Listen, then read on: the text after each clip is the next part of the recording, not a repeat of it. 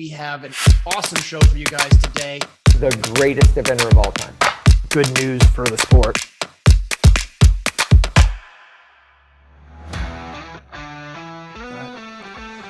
Welcome to the Jon and Rick Show, brought to you by Horse Trailer Pros, and we are here in our first episode of 2023, and Rick is out on assignment in Africa with Briggs, so I'm thrilled that we have a pretty legitimate stand-in in the one and only Elisa Wallace. I'm genetically related, so... Yeah, you didn't actually have a choice, did you? No. I actually was wondering, did you get asked or were you just told? It's a kind of both. So he asked, and then I was like, oh, okay. And then he was like, I guess we can find someone else to do it. And I was like, of course I will do it, Dad. So wait, your dad asked you if you'd do the show with me and you weren't jumping on it immediately? I was just nervous about it. But you're like the social media icon of equestrian sport. Yeah, but this is like you guys' thing. Well, yeah, that's true. So we are pretty dominant in it. It's different when but it's fine. I'm willing to come and help and yeah. All right, I really We're appreciate friends. it. Your enthusiasm really is going to carry the show, I can tell. It's Yes, awesome. I got you. All right, awesome. Mm-hmm. And we do have a great show because we've got David O'Connor coming in. Yep, DOC, Doc. Yeah, so that was a big get because he's actually, and we'll talk to him about it, but he's not here in Ocala anymore full time. He sort of splits time between here and Lexington with his new position with the Federation. Yeah, he's got a lot of balancing to do. Yeah, and then the FEI thing as well on top of that. So we're going to have a lot of conversation to have. He's a busy man. Yeah, and then I have, which I'm not going to let anybody, I haven't even told these guys, but I am going to save one question for the last segment with David, and it's a doozy. It's a question I've wondered for years. Oh, now you got me curious. I know. This is the little throw it out there and sort of hook people in, stick around for the whole show because I've got a very you got a good zinger one. for the end. It's going to be great. I'm gonna put him on the spot. I see. Okay.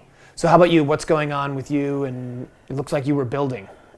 Yeah, we have farm improvements happening. Right. So it's been going in phases, and it seems like sometimes you're in quicksand, but now it seems like it's happening faster.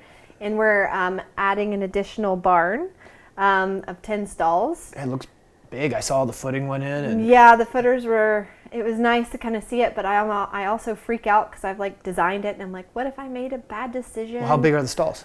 14 by 14. Perfect.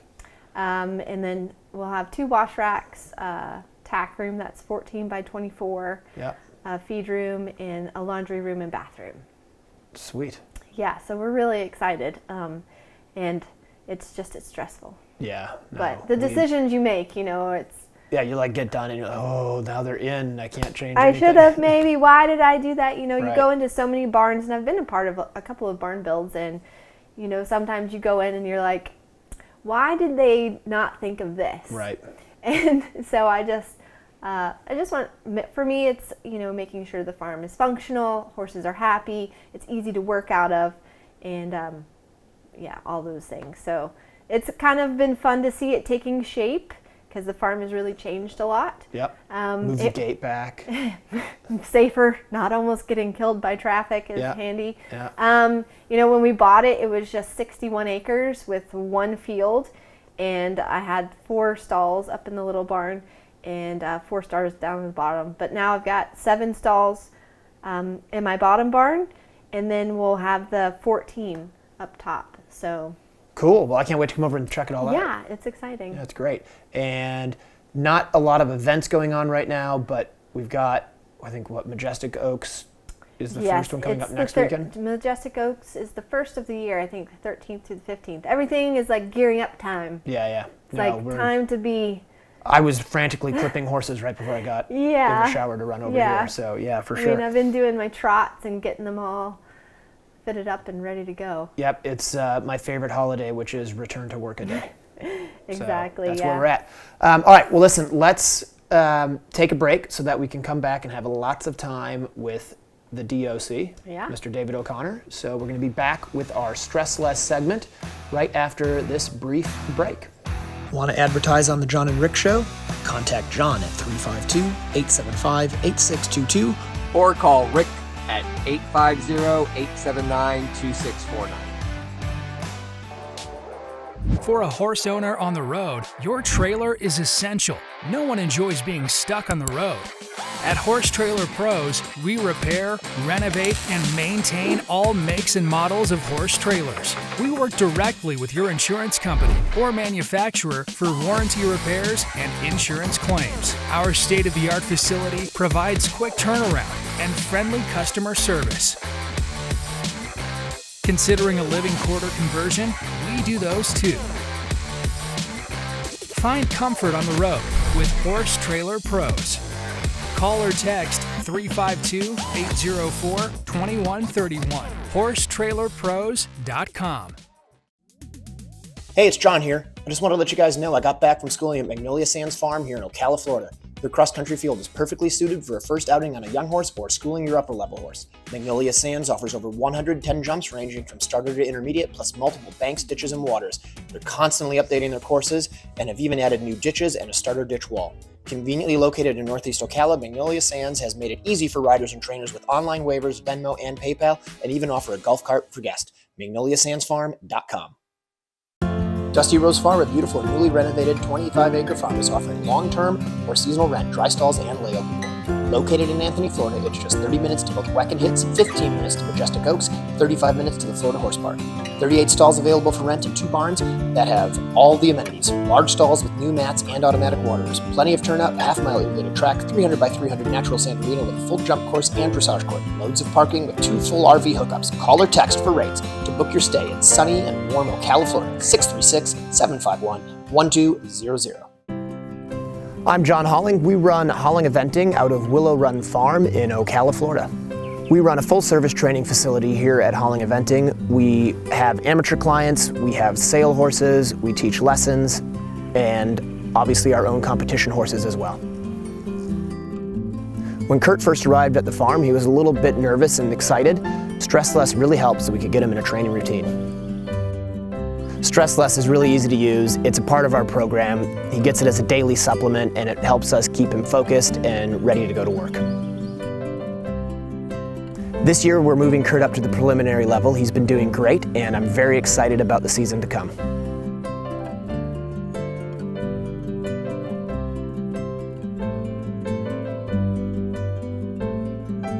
I'm John Holling and I'd recommend Stress Less to anyone who wants to help their horses stay calm and focused.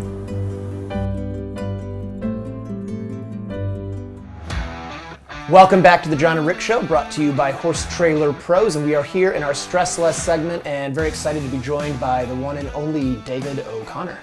Thank God there's only one. No, you're not kidding. Yeah, right, it's the only, right, so no more, they quit after this. Right.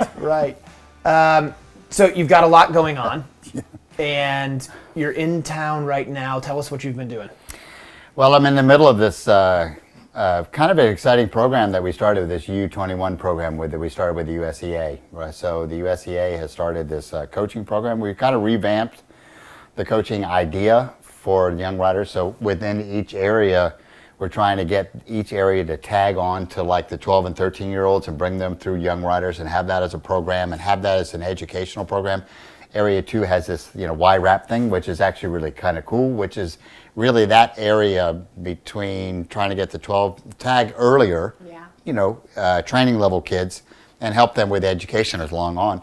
And then we have each area then through a selection process pick who they think are their top kids. So they do that like they have clinics? That's really No, cool. not yet, right? So, well, they have clinics for the 12 and 13-year-old kids, right? So that YRAP thing. So, and then there's a selection committee is like, okay, we think that these are the best, 4 kids, 5 kids out of our area. And then so we've created this regional program. So with coaches that we got to select, so we're actually tied into the ECP thing, right? So, which is so the new ICP. ICP, right? So the eventing coaching program. Right. So we have coaching program coaches that are out of that in each area. So the selectors pick their 4 or 5 kids. They go to regional clinics. We had 2 on the West Coast, 1 in the Midwest, and 2 on the East Coast. For kids that are kind of training level on up, right? So it literally could be a 14-year-old kid on up. Really and then education. those coaches, those 4 coaches that we did out of those 5, because 1 taught 2 out in the West, and those coaches all didn't teach in their area. So So they had to move. So they had to go. We sent Rebecca Brown who lives in Texas. We sent her to the West Coast and things like that. So it's Changing it up. well, just so that there's a fresh eyes, and then they picked 4 kids out of each one of those programs, 3 or 4 kids out of those programs, and they are now in the national camp that they do with me. And my national camp is 5 days. We go through really A to Z. We do lectures of nutrition, and Emma Ford's coming down to do grooming things. Awesome. She's amazing. Yep. So we've had we've anatomy and veterinarian. So I do my theory things about riding, plus the actual sessions. So we got 19 kids in this thing, and which is a lot for a single person to teach. Yeah. There's just you. And it's just me for right now. I mean, we'll see. This is our first year where the thing has actually come together. And so we're in the middle of it, second day. And I'll tell you, so I got talked into 19 kids by the coaches. And there were said, no, well, these kids deserve to go because they're good. And I was arguing against it because I wanted 12. Right. Well, it's good that there's 19. So what you're saying is you don't get paid by the head. I don't get paid by the head. Right. But in the end, they're right. That's good. Because these kids are good. Right. And for a bunch of, anywhere 15, 16-year-old to 18, 19-year-olds, these kids, they got some stuff going on. So we've actually had a really, really fun couple days. We got 3 more days. We do another dressage day and a cross-country day and another show jumping day. So it's been exciting, and obviously I love that side of the equation for developing riders. So I'm actually excited about that there's more of a whole program going beyond instead of just a one-off thing. Right. So I'm actually quite excited about it. It's our first year. We've been talking about it for 5 years. It really kind of took us 3 years to get it off the ground. This is the first year. There'll be some adjustments going on, but I'd have to say I'm excited about it. I'm excited about the quality of the kids. The kids are really fun to be around, as that group is. Sure. Excited. They're talented. Hungry. They got some horses that are, the kids from the West Coast are riding borrowed horses. I guess, that makes sense because it's only a 5-day clinic. Right. And so I gave one of mine, Joe Meyer gave a couple of his, really good Sarah. For them to... And they're great. And they're doing great jobs with these horses. They're making the horses better. Next time I have a couple I can see. Exactly right. So, and I've been adamant about let's train him and make it better and give him back better than you gave him instead of feeling, and they've really tried to do that. So it's fun. I really enjoy it. It's a program I really believe in. It's a program that I think will be beneficial for us. For sure. Yeah. That gap there. I know when I was coming up, trying to get that education, that's, priceless. Yeah, so it's fun. And all the coaches that we picked, we got to pick them, and we had meetings before how we were going to do it. And so I will say that this level of the program, instead of obviously some of them are borrowed horses, right. So it's not actually just tied to making your horse better competitively. Mm-hmm. It's actually about making any horse better competitively. So riding, we're going to make your riding and working about any horse, not just your horse. Mm-hmm. In this section, as it goes up the level, and if you make it up the levels and go on, then it becomes more about that combination. But this is about really trying to make the toolbox going on. So fun. How old is the youngest participant? 15. And the oldest would be? 19. All right, cool. Yeah, no, it's pretty cool. Yeah, it's really good, and they're good. Some of these kids are like, whoop. And so, what was? Wish I rode that well when I was that age. And so, you obviously, I'm assuming you planned this sort of over the holidays because these kids are going to have less obligations with school. Yeah, well, there's a meeting.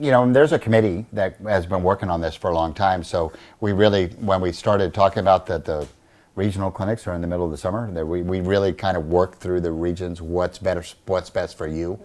Mm-hmm. So between July and August is the best time for those regional clinics. Right. And then here, everybody decided that, the New Year's time to, that 2nd through 5th, this is the best weekend for school. They can take a couple days off if some schools started, but this is the best time. I'm not quite sure if the parents like it because they had to drive here or come here on New Year's Day. Yeah, but if you're up north, coming to Florida sounds all right. From the West Coast, maybe not as important, but a Florida vacation would be all right. Yeah, it's okay. So it's fun, but everybody's really into it, and they're actually coming to the house tonight for pizza. Yeah, they're and literally lasagna. hungry. They're literally hungry, Right. so they're coming to the house Well, we tonight appreciate for you coming over here and great. making Karen do all of the cooking. And Roma's is good. Yeah, yes. do we advertise? We could just Yeah, you can advertise Roma's, We that's advertise fine. Roma's, our local Roma's is great. Italian pizza place. That's good. I'm going to hit them up They're for some doing sponsorship now. But it's a fun program, and I'm really excited about it. And I'm excited that we've been working on it for a while, and it's off the ground and it's going. So I'm excited about it. And so they have this training camp, and then you sort of say, it's more of a program. Do they have any other sort of structured things, this core group, going forward, or is it they go back to the regional clinics and start again? They go back to the regional clinics. I mean, I would expect that, there's 19 kids here. I would expect that 60% of them will be here again next year. Okay. Or some kids drop out or whatever. yeah. So not because I'm saying you are not going to make it back, but more, things happen. Yeah. So I would expect that this is going to be a multi-year thing, which I think is really important because I know in all the training sessions that I did when I did my first training sessions with Jack and the team when I was 18, but I did 3 or 4 of them. Right. At that level, before I ever rode on any weird team thing. Right. We did 3 or 4 of these, and it's a great opportunity. I remember them all. I learned something from them all, especially the first one. We put kids that have been part of this type of program on the committee. Right. Mia Farley's on the committee. Sure. Because she's been part of everyone. Why don't you tell us what worked and didn't? Yep. Lauren Kiefer, these guys have actually come through the program. It's interesting in the because road program, I on remember the being committee. part of a developing rider program, and there was a guy who was teaching it, and I was on this beautiful chestnut horse I had, Prairie Schooner, and he was not easy to make soft around, Elisa, and I'm riding this horse in front of this guy, and I remember halfway through the lesson he looked at me and his one eyebrow, I can't even do it, he has this guy with his eyebrow comes up, and he left. Really? And he came back with draw reins. He had to go ask permission from some other English guy to have the draw reins, and came back, and in the end it worked great. We had this horse very beautiful and supple. There you go. Yeah, but I'm not going to say who it was. I'm not gonna say that in the end I'm gonna have to do that with this group. So this group is better than you. I'm sure by the they way. are. They have to be better than me.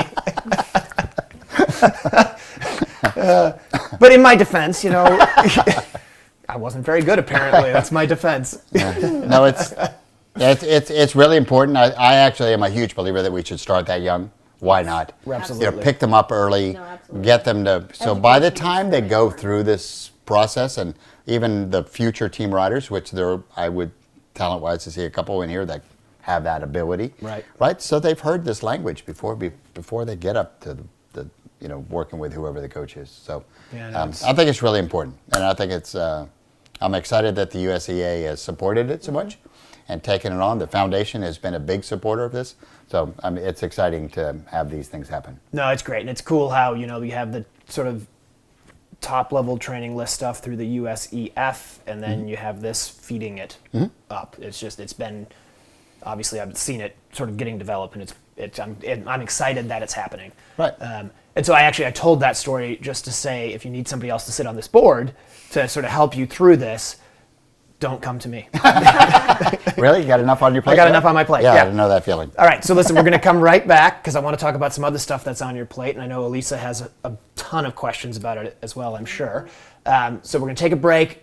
We want to thank Stress Less again for sponsoring this segment. It is a great supplement. I use it a lot, especially with my rehab horses or horses that are sort of struggling with some stuff at home. It's a great calming supplement.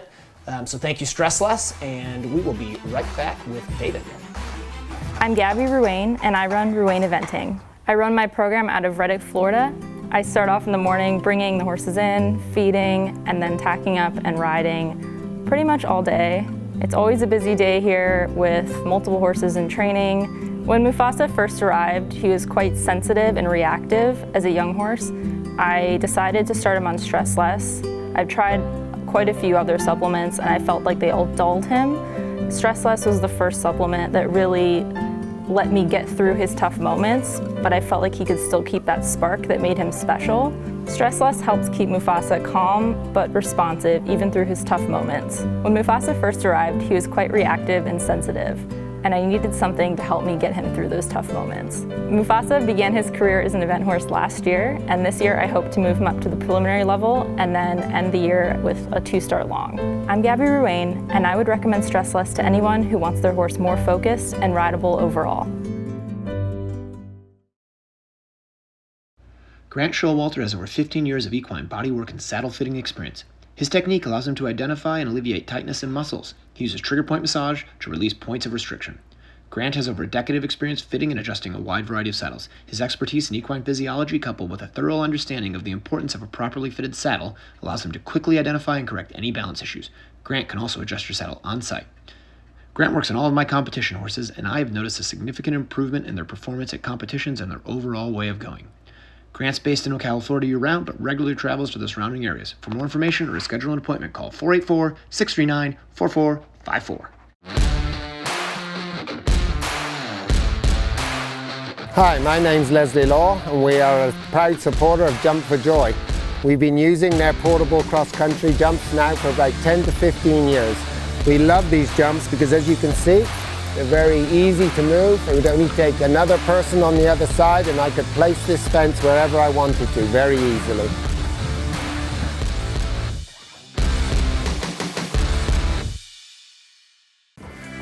Rick Wallace here, bringing you Equibrew, a live probiotic that is geared to help your horse's gut health.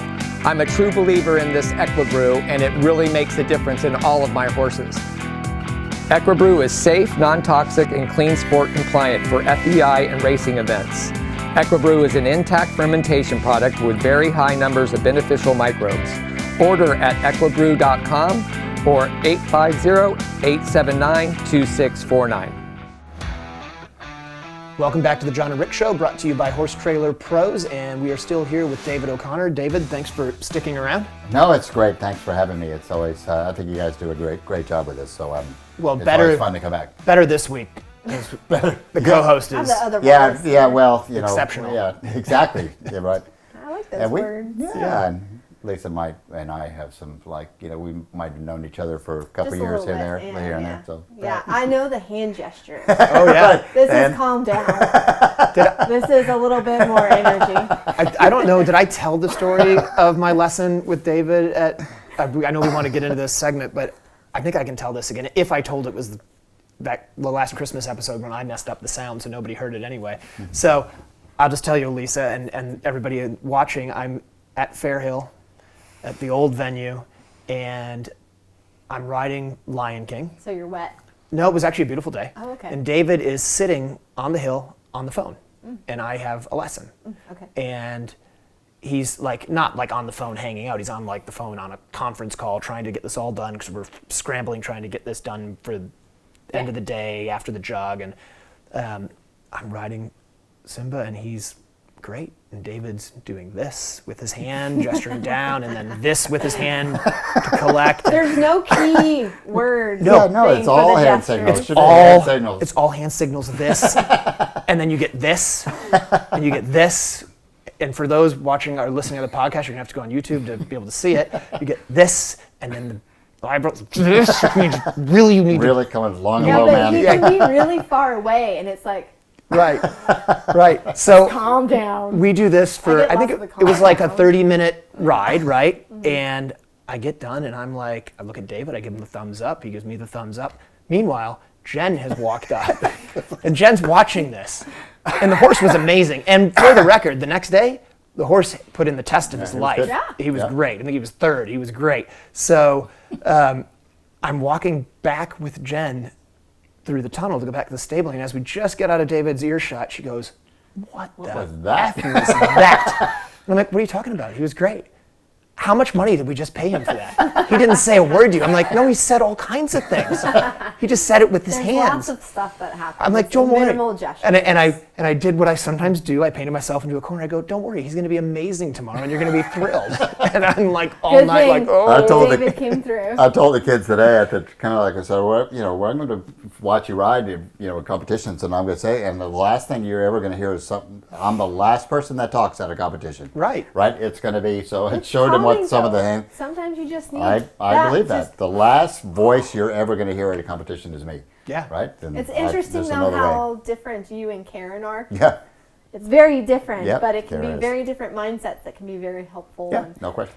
so speaking of which, you have a new position at which you do some spectacular things because you're I haven't done man anything of spectacular yet, but juggling. it's like, So tell us about what you do. yeah, so the USEF called me this summer and asked me, they were restructuring their thing and setting the whole kind of federation into 3 different boxes, which is kind of the sport box and then the administrative box, which is all the member services and all that. And then this kind of project box of new initiatives that they're coming up with, which is pretty fascinating. And so they, and I had been president before, so you walk into an environment that you know, with people that you know, really. And so they offered me a job of chief of sport, so the sports section, which is all sport. Okay, the sports section. So all sport.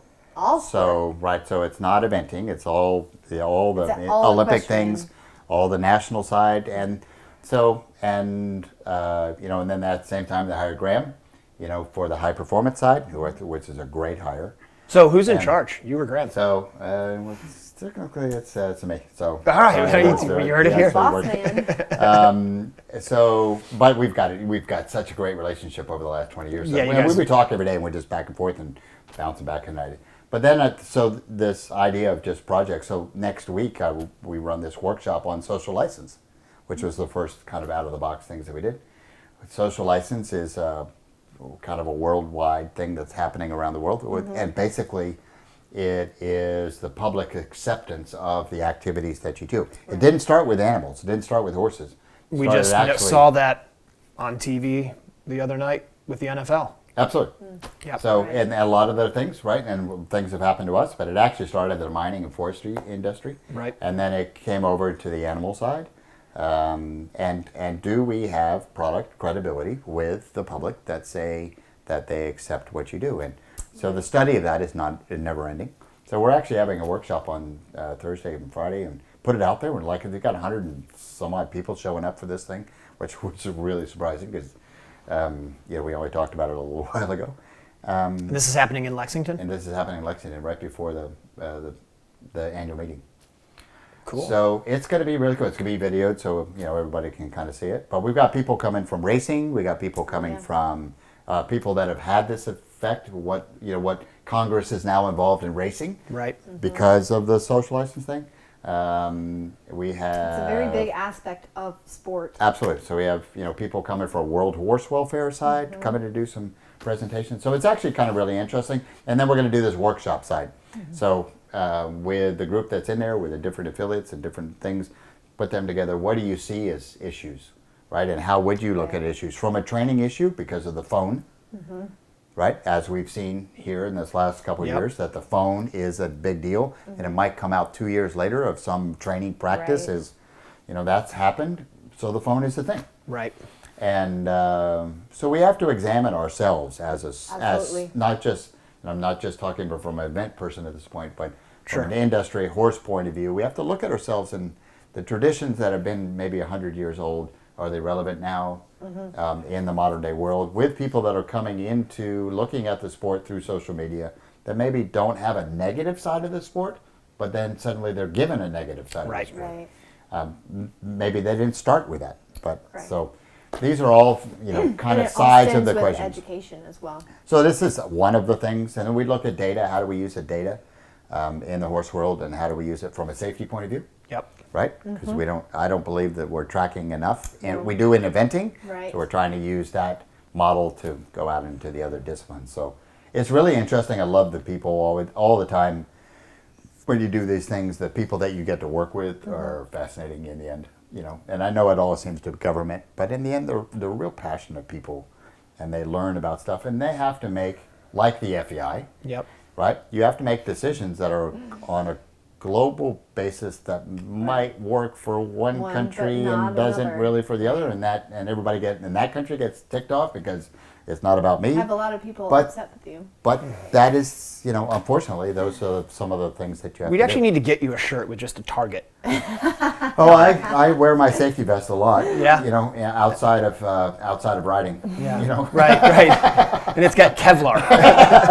So how is the balance for you? Because you do a lot of travel and your riding your riding and that's- teaching aspect, and then home life. Like I know with mine, that takes a balance. And Yeah, that's the walking hard line thing that we're kind of sometimes. working out. I mean, Karen's obviously very, very supportive of the whole idea, but I still work for the FEI and the volunteer side, so that takes me to Europe quite a bit with that responsibility. So doing this, so I've actually got a place in Kentucky that I'm living, and I come back and try to come down on the weekends. So it's a short term. When I say a short term thing, it could be a number of years, but it's not a lifetime move. Right. And the horse thing, I'm trying to figure that out. That's the hard part. Everybody's asked me to just tag in, so on the weekends come down and tag in. The horse thing is extremely important to me, realistically, as a person. Yeah. I cannot not be around that. Right. And personally, touch side of the equation. And You can come ride any of mine anytime. so, well, thank you. So that's an important part, and that's my balance that I'm got to work out. Right. And then I need to find out that system that works the best. Right. And so you do all the horse, like the riding stuff down here. Do you have anything up there in Kentucky, like at the end of the day, if you want to go to a Not farm? yet, but I think you would. Yeah, because the phone's starting to call. Right, right. It's starting to ring that people are calling and like, okay, well, you're here. Can you come over and see that? So I'm sure that's going to grow. But the horse touch thing, just being around the horses my whole life, and my connection with that side of the equation is very important to me. The Federation knows it. Right. We have talked about that from the beginning. That they don't really want to be around me if I'm not going to have some type of action with horses, and so we'll work that system out. Right. No, and it makes sense. I mean, you want people who know the industry to be in charge of the industry. Yeah. So that makes perfect sense. All right, so we need to take another break, and then we're going to come back, and you sort of alluded to it. I want to get into a little bit your volunteering for the FEI. Okay, We'll be I can back. do that. All right, we'll be back.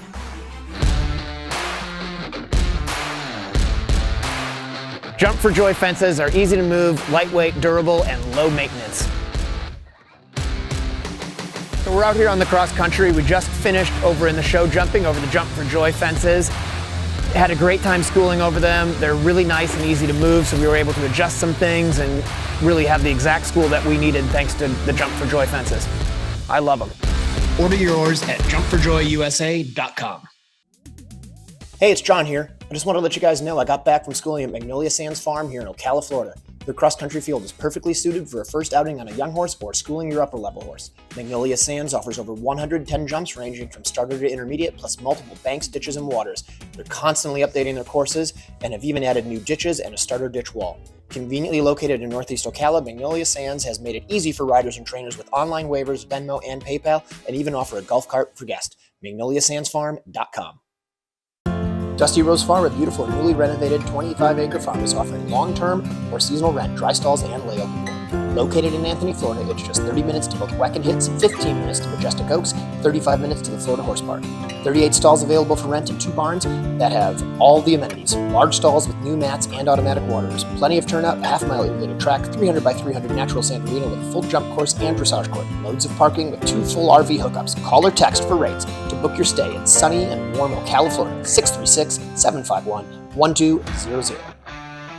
Welcome back to the Jon and Rick Show, brought to you by Horse Trailer Pros, and we are still here in the studio with David. So, David, we talked a lot about the USEF position of Chief of Sport, which we have now completely clarified what you do.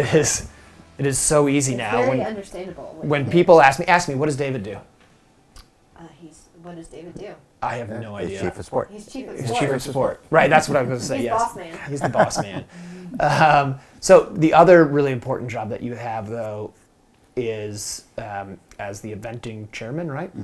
for the FEI. So I guess the first question I want to ask is, are you going to keep doing that now that you have the USEF position? Yes, right. So I'm on my second term, so I'm 5 years into this, and so the terms are 4 years. So I got 3 more years left on that term. Sorry, say that again. I got 3 more years left on this term. It was part of the job is the connection with the FEI, because it puts you on the board, and our relationship with eventing within the FEI and the board is very strong. Right. Probably the strongest it's been for a long time, which is I think is really good, because of the innovations that we've been doing over the last 10 years. Are coming to everybody seems to work at it, and and we went to Bertoni this year, and the IOC president came, President Bach came to watch our World Championship for the first time. I got tagged to be his chaperone. He's a really nice guy. Right, so it worked out okay. He's really good, and we had a good day. We had a really good day for the sport. He really enjoyed it. So that relationship with the FEI is part of your job. And just a little quick segue to that point, because it's something I thought about in the last segment when Elisa sort of asked a question about the FEI and made a funny face. Don't you find, because I've discovered this as I've gotten more involved in all of this different volunteering stuff, that you have an opinion, like my opinion of the FEI before I got involved in the risk management group and as the NSO was similar to what most people are, which is, the FEI is just a pain, they just have this. But once you get involved in it and you start understanding how the decisions are come to, well, then you realize, like, a worldwide thing. Yeah. Well, and funny enough, the thing I find with the FEI, not to get too far off track, is it's actually, in a way, it's a smaller group than the USEF by a lot. Sure. But they're all like really good people, and they're doing it all for the right reason. It's just they're coming at it with the whole world view. Yeah, you have to think about global law. You have to think about global, institutions that are around, and what works in the U.S. does it work in Uruguay, which is as a growth period, or what's working in Australia from officials and riders and all that kind of. So when you do think, it's like I'm a huge, obviously, I was brought up through my mother and the people that brought up, mentored us, is that we were brought up to be volunteers, right? And so you had to take care of your own sport. Vital of our sport. And right or wrong, whether you do a good job or not a good job, you try to do it the best you can. And every time you step up from the local, and then you do a regional thing, and then you get the USEA, which is more national, and then you step up in the USEF, which is, all right, now we got a bunch of different sports that got to be thinking about something, and then you step into the FEI, which is, okay, now not it's just a bunch of different sports, but it's a bunch of different nations. Right. Sure. And how do we make this equitable and a growth pattern for all that kind of stuff? It's always fascinating. And I will say, number one, I will say this right from the beginning of all the volunteer work that I've ever done, is I always get more out of it than I put in. Yeah. Because, as you just alluded to, the people that you end up dealing with, and you learn about law, you learn about economics, you learn about rules, you learn about the different sports and the different horsemanship. And so the people that you end up being around end up giving you end up learning so much more than I think that actually what you think you brought forward. So it's an enjoyable process. It's never easy, because none of those big decisions are easy. Right. There's a balance. There's a weighing of the aspects of the decisions that you're going to make. You're not going to make everyone correct, but the committee that I'm like Hackamore's on cross country. Yeah, well, yeah, exactly. Anyway, so you're never going to go away with that one, but in the end, but even the committee's worldwide. I got a guy from New Zealand, I got a guy from Australia, you got a guy from, we have England, and France, and the U.S. And now you're thinking about how all of these pieces work together. So absolutely, so it's like it's fascinating. It's challenging.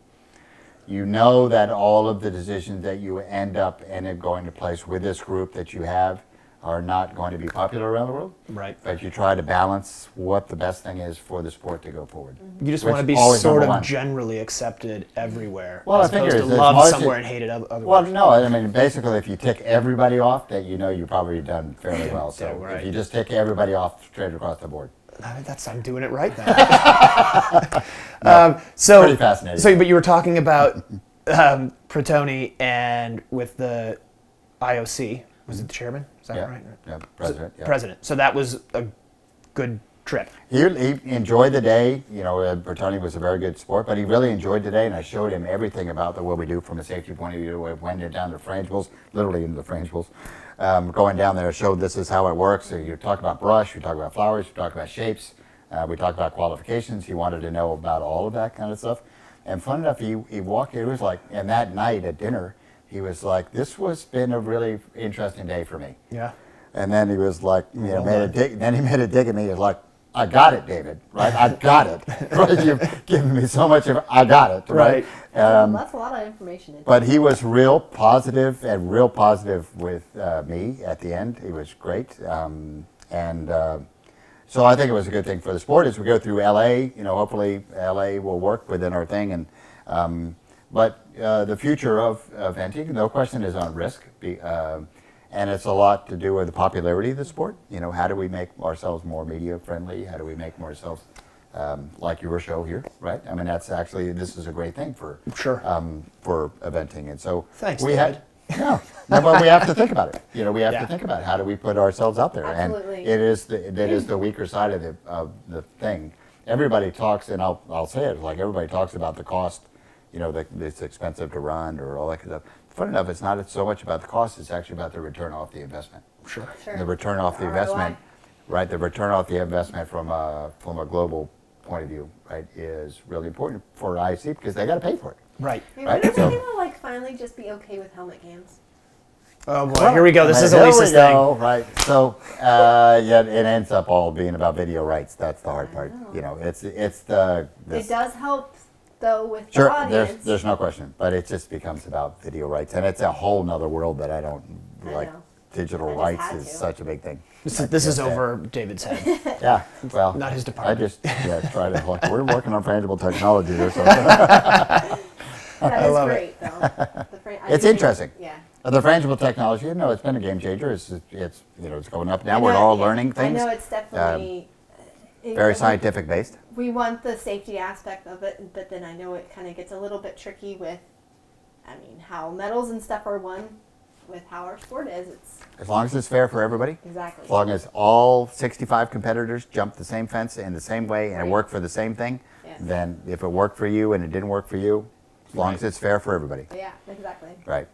Well, and I personally, and I'd be interested because we've never actually had this conversation, I don't think. This is always where it scares me. This can get a little scary because I often go into it assuming we're going to agree, and we never do. No, I think we want cross country. I think we would agree that we want cross country to remain the heart of our sport. Absolutely. Right. So I think there's a way, and I'm not sure what that way is, but I think there's a way to use frangibles and the penalties that you can get from a frangible to make cross-country even more influential. Sure. I mean, that's actually one of the aspects because you look, how do you separate it out more, right? Can you make it harder? No. So this is one aspect where the competition can go. But it's really interesting. So I was in London 3 weeks ago. I know it sounds pretentious, but I was in London for a meeting with the 5-star course designers. Right. From all over the world. Yeah. Everybody's in a room together, and everybody goes around, how it's all that kind of stuff. It's the one thing that all the course designers said that frangible technology has actually made cross-country riding better. Right. Because people have gotten... You have to be more accurate. That they're more... And they're riding. And it's been... And they all said it. It wasn't said to them. They all said it. And the riders that were in the room, which is including Andrew Nicholson, the riders that were in the room actually said the same thing. Right. Yeah, because you can't just crash through the fence and keep going. Exactly. So the world is different. It's just different. I don't either, right? And I've always said, everybody talks about everybody, how everybody thinks everybody else is crazy in the sport, right? Yeah, so the dressage people, anybody that jumps, and the jumper said that anytime, it's a solid fence, and we're like, well, if you're not hitting it, what difference does it make? Right. Right? And we all think the steeplechasers are crazy because you get run over by 30 of your best friends after you fall off. So, right. So everybody else thinks everybody else is crazy in the sport, but this is always my thing. Well, if you don't hit it. Right. Don't hit it. Then you're fine. There's a risk. Absolutely. And learning how to not hit it at 570 meters a minute. Right. That's the skill. That's the key. There you go. But that's the skill. Yeah, no, it's very interesting stuff, and we'll get to talk about it a bunch in France in like a week Absolutely. or two. Yeah, we got a plane ticket here in a couple weeks, man. I can't wait. All right, so we're going to be right back, and this is when things are going to get really good because I'm telling you guys I got a zinger. So I can't wait. We're going to be right back after we hear from our sponsors. Zinger. I love it. Okay, I'm leaving. See you later. Thank you very much. For a horse owner on the road, your trailer is essential. No one enjoys being stuck on the road. At Horse Trailer Pros, we repair, renovate, and maintain all makes and models of horse trailers. We work directly with your insurance company or manufacturer for warranty repairs and insurance claims. Our state-of-the-art facility provides quick turnaround and friendly customer service. Considering a living quarter conversion? We do those too. Find comfort on the road with Horse Trailer Pros. Call or text 352-804-2131. HorseTrailerPros.com. Grant Showalter has over 15 years of equine bodywork and saddle fitting experience. His technique allows him to identify and alleviate tightness in muscles. He uses trigger point massage to release points of restriction. Grant has over a decade of experience fitting and adjusting a wide variety of saddles. His expertise in equine physiology, coupled with a thorough understanding of the importance of a properly fitted saddle, allows him to quickly identify and correct any balance issues. Grant can also adjust your saddle on site. Grant works on all of my competition horses, and I have noticed a significant improvement in their performance at competitions and their overall way of going. Grant's based in Ocala, Florida year-round, but regularly travels to the surrounding areas. For more information or to schedule an appointment, call 484-639-4454. I'm John Holling. We run Holling Eventing out of Willow Run Farm in Ocala, Florida. We run a full-service training facility here at Holling Eventing. We have amateur clients, we have sale horses, we teach lessons, and obviously our own competition horses as well. When Kurt first arrived at the farm, he was a little bit nervous and excited. Stress Less really helped so we could get him in a training routine. Stress Less is really easy to use. It's a part of our program. He gets it as a daily supplement, and it helps us keep him focused and ready to go to work. This year, we're moving Kurt up to the preliminary level. He's been doing great, and I'm very excited about the season to come.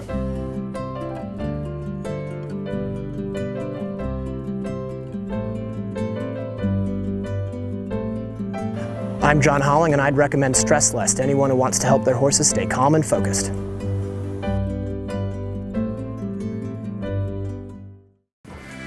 Rick Wallace here, bringing you Equibrew, a live probiotic that is geared to help your horse's gut health. I'm a true believer in this Equibrew, and it really makes a difference in all of my horses. Equibrew is safe, non-toxic, and clean sport compliant for FEI and racing events. Equibrew is an intact fermentation product with very high numbers of beneficial microbes. Order at equibrew.com or 850-879-2649. Welcome back to the Jon and Rick Show, brought to you by Horse Trailer Pros, and we are here in our fifth segment.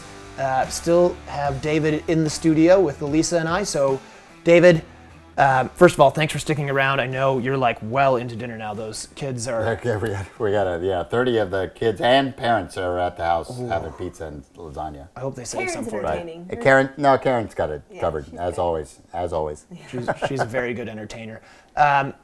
So the first thing I want to do is give you some credit because you were on the show last year about this time and you made a prediction. I made a prediction. So what was that prediction? The prediction was that the U.S. eventing was going up, right? And they were going to go up and they were going to be successful and start a successful run, which obviously, Bertoni really, was a great look at that, and especially, and all the things they did during the year. So, yeah, I got to set it on your show first. You did. Set it right here. US is in a good position now. Yeah. It is. It's on a move. It's on a move. There's a great thought process going on.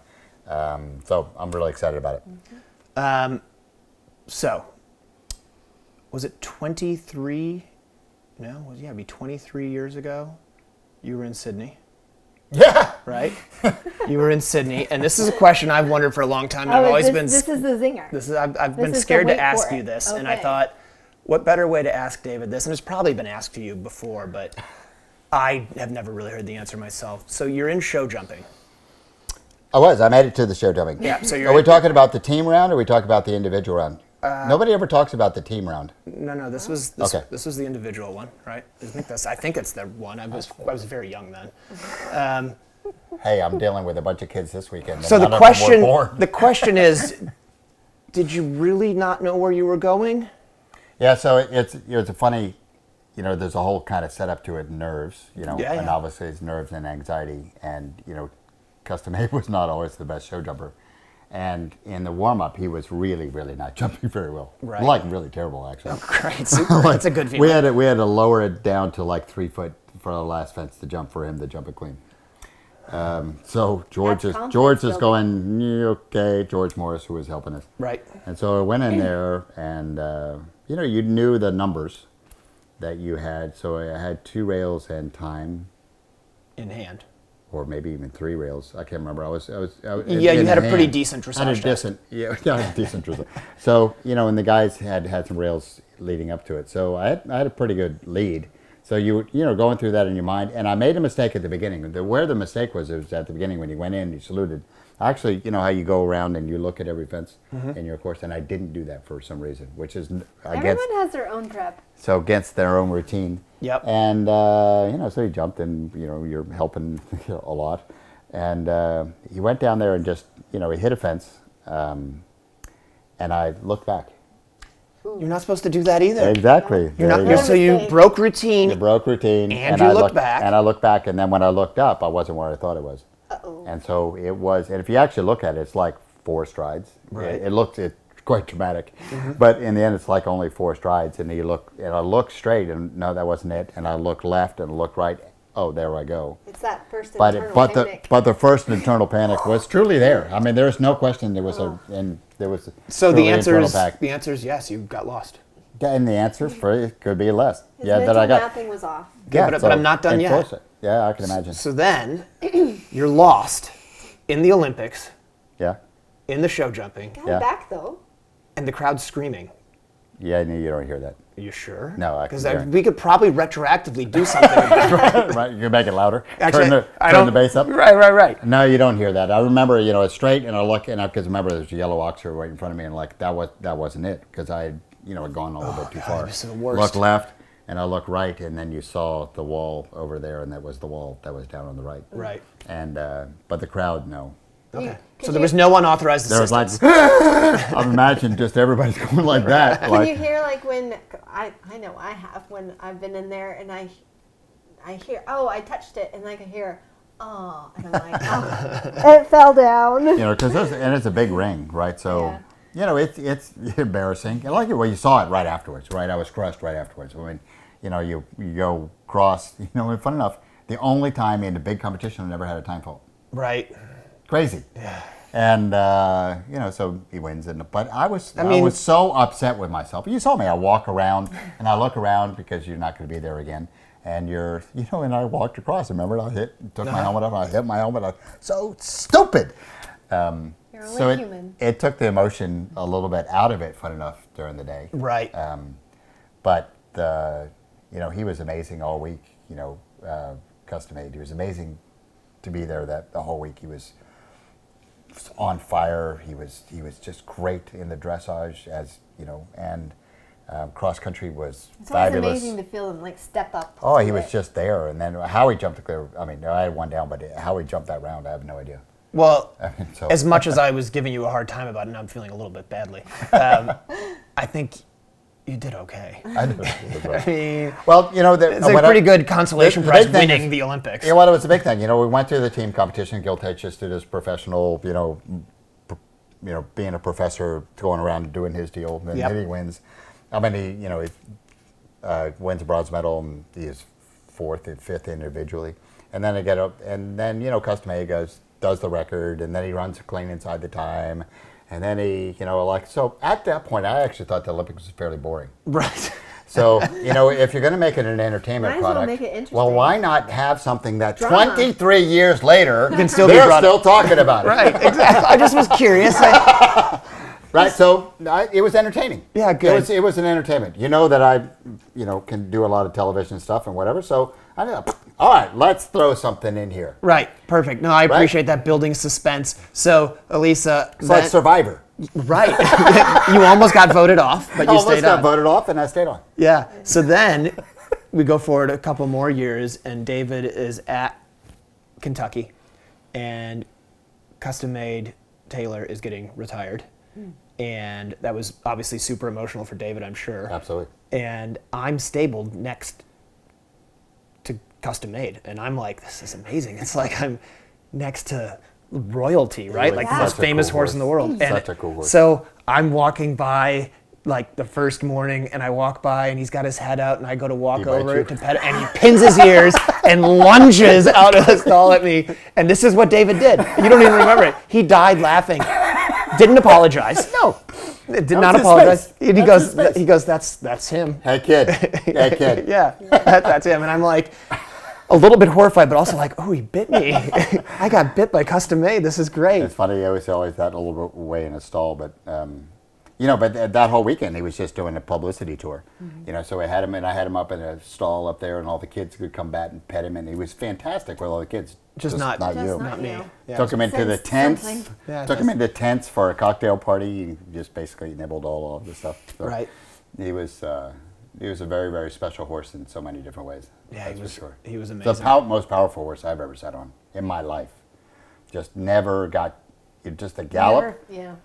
That never got tired, and the most powerful jump. And I remember the last year that I rode him, we were up in Massachusetts at Over the Walls, and we just ran up this hill, and there was this stone wall, Oxer. Yep. Right, and you ran up the hill, and he goes up there and just kapow. He wins Fair Hill that year. He goes up like kapow, and I remember being in the air, thinking, you're never going to feel that again. Right.